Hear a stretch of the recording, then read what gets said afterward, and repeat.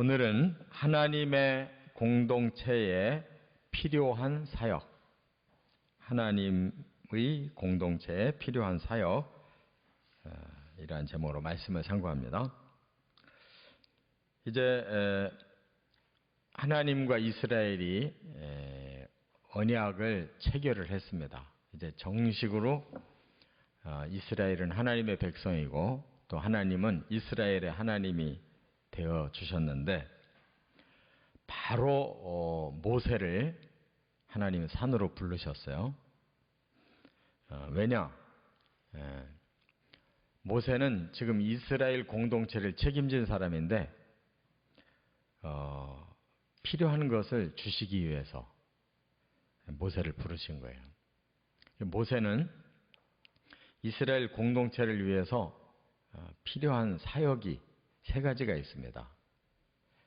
이것을 감당하기 위해서 모세는 누구보다도 하나님 앞에 가장 많은 만남을 가진 사람이고, 또 철저하게 하나님과 이스라엘 사이의 중보자가 됐고, 또 이스라엘 백성은 40년 동안 그 어려운 상황 속에서 앞장서서 이끌고 갔어요. 그에게 세 가지가 필요한데, 오늘 본문에 보면 이제 그것을 하나님이 주고 계십니다. 그래서 교회도 마찬가지로 이러한 사역이 살아있으면 교회 공동체가 살아나고, 이 사역이 죽어있으면 교회 공동체도 죽는 겁니다. 이 지도자들이 이 세 가지 사역이 아주 필요해요. 첫째, 12절에 보면 말씀 사역이라 하는 겁니다. 모세가 이스라엘 공동체를 위해서 첫째로 해야 될 일이 말씀 사역이에요. 그래서 그 말씀이 자기가 만들어내는 게 아니고, 연구해서 되는 게 아니고, 그 말씀은 오직 하나님께로부터 받아야 되는 거예요. 그래서 모세를 하나님이 너 산으로 올라와라 하고 명령을 하실 때 왜 올라오라고 했느냐? 여기 12절에 보니까 그랬죠. 여호와께서 모세에게 이르시되 너는 산에 올라와 내게로 와서 거기 있으라. 네가 그들을 가르치도록 내가 율법과 계명을 친히 기록한 돌판을 내게 주리라 그랬어요. 모세는 하나님 말씀을 백성들에게 가르치는 사람인데, 자기 자신이 그걸 만들어낸 게 아니고 하나님이 주신다는 거예요. 그러므로 산으로 올라와라. 그래서 그가 40일 동안 하나님께 말씀을 배웁니다. 그리고 그 증거로 하나님이 직접 돌판을 2개를 만들어서 앞뒤로 율법을 썼어요. 그 대표적인 것이 바로 십계명이라는 겁니다. 그 돌판을 받아가지고 내려와요. 그게 바로 하나님의 말씀을 받은 사람이라는 그 증거를 하나님이 주신 거죠. 그래서 이 돌판은 이스라엘이 성막을 지었을 때 성막에서 가장 중요한 부분이 이 증거궤라는 거예요. 또는 언약궤. 그 안에 이 돌판이 들어있는 거예요. 그러니까 하나님이 이 성막을 주시면서 가장 중요한 부분이 뭐냐? 바로 말씀이 그 안에 있다는 거예요. 그래서 하나님의 말씀이 공동체에 충만할수록 그 영적인 공동체는 살아 움직이는 것이고, 말씀이 죽어버리면 공동체도 죽는 것이다.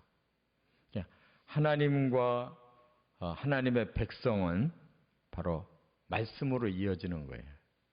이 말씀이 없으면 이어질 수가 없어요. 그래서 사역자들은 첫째 해야 될 일이 말씀을 하나님께로부터 잘 깨닫고 그 말씀을 성도들에게 잘 전하는 일, 이게 가장 우선적인 일이에요. 이것이 안 되면 교회는 무너진다는 것입니다. 두 번째, 13절, 14절에 보면 섬김 사역에 이스라엘 그 백성들을 이제 책임지고 잘 돌봐야 되는데 모세가 산으로 가야 돼요. 하나님이 부르시니까. 그래서 자기 시종 여호수아를 데리고 이제 산으로 올라가면서 하는 말이 70명의 장로들을 불러요. 그리고 내 대신 내 역할을 할 사람이 있다 하고 아론과 훌을 지명을 해요. 아론은 모세의 형이고 하나님이 모세에게 협력자로 세운 사람입니다. 너의 입이 되어줄 것이다. 그래서 항상 모세가 어떤 일을 할 때 아론이 옆에서 대변을 하고 이렇게 했던 사람인데 또 훌이 있어요. 훌은 모세의 누나가 있는데 미리암이라고 하는 그 누나의 남편으로 봅니다. 그래서 그들이 모세가 아말렉과의 전쟁 때 산 꼭대기 올라가서 손을 들고 기도하며 이기는데 너무 아파서 손을 내리면 전쟁이 지는 거예요. 그때 옆에서 아론과 훌이 모세의 양쪽 손을 계속 들어줘가지고 이겼잖아요. 그러니까 교회의 지도자는 뭐 하는 사람이냐면 백성들을 잘 지켜주는 사람이에요. 모세가 산에 올라가서 없는 동안에 그걸 잘 해야 될 사람이 아론과 훌이라는 두 지도자예요. 그들이 이스라엘 백성들을 잘 돌봐야 되는 거예요. 잘 섬기는 거예요. 그런데 이들이 잘못했어요. 모세가 40일 가 있는 동안에 아론과 훌은 지도력을 잃어버렸어요. 그래서 백성들이 모세가 없어지고 나니까 불안해가지고 이거 뭔가 우리가 이대로 있다가는 이 광야에서 죽는 거 아니냐? 불안하니까 우리를 위해 신을 만들어 달라. 그래서 그 여론에 꼼짝도 못하고 아론이 백성들에게 금부치를 가져라고 그래가지고 그걸 달궈서 송아지 신상을 만들잖아요. 그 사이에.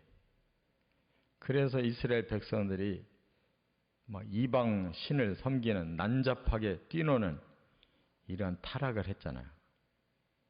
그러니까 모세가 다스릴 때 하고 아론이 다스릴 때 하고 완전히 딴판이 돼버렸어요. 그러니까 왜 그렇게 됐느냐? 그들이 사명을 제대로 모르고 있는 거예요. 백성들을 잘 책임지고 돌봐야 될 이 사명을 모르고 있으니까 그 지도력이 발휘가 안 돼서 실패를 했어요. 끝으로 세 번째는 15절부터 18절에 보면 기도 사역이다 하는 거예요.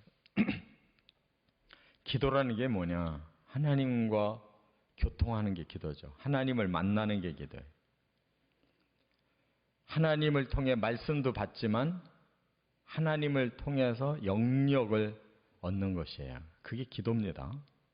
그래서 여기 모세가 이제 산으로 올라갔는데 하나님이 바로 만나주질 않으셨어요.